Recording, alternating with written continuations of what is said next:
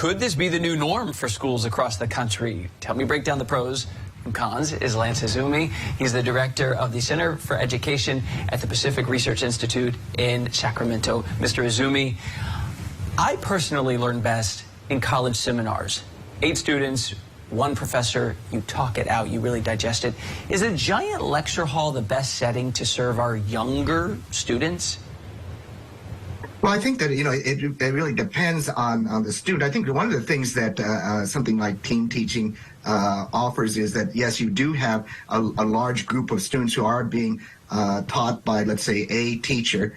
But because you have multiple teachers and adults in the classroom who are doing other things, such as what you were just describing, let's say a small graduate type seminar where you have a small group of students who are learning on the side because maybe they need the extra help, they need some kind of specialized learning, that's going on as well. So, it's almost as if you get the best of both possible worlds, as long as it's done right.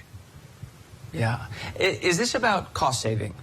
Because we know there's a teacher shortage. There's chronic low pay with teachers. We hear about schools becoming assembly lines where they're turning out students who are 5 grades below where they ought to be. What do you think the motivation is here? Is it for the students or is it money? Well, I certainly think that, there is a shortage of teachers in, many states.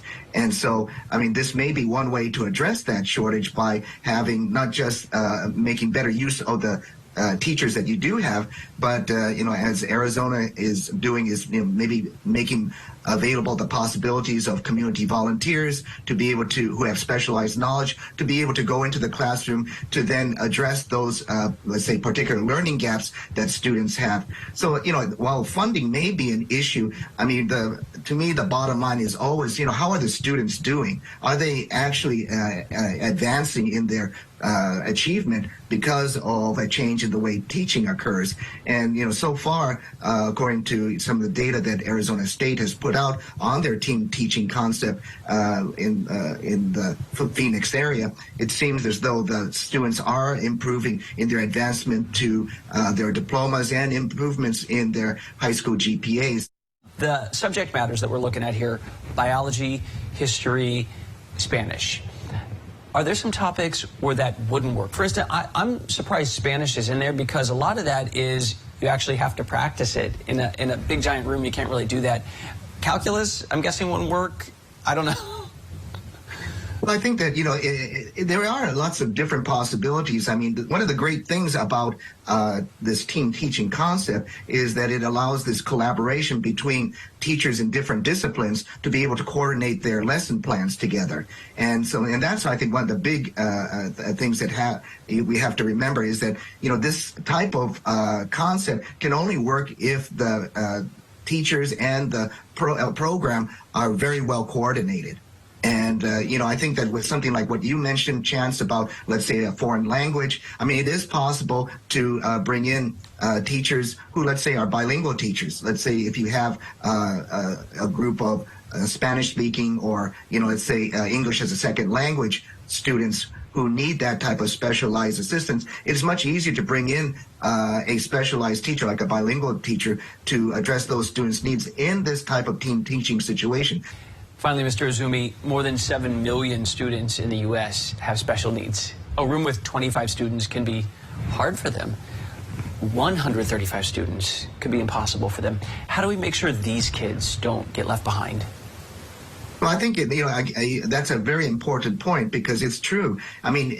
Kids who have special needs, oftentimes, not just in a class of, let's say, 100 or 120, but in a class of 20, may have a difficult time because, they need that type of individualized learning. I think one of the things that this type of team teaching offers is that it does offer the ability to have specialized individual learning going on at the same time that you have whole class instruction.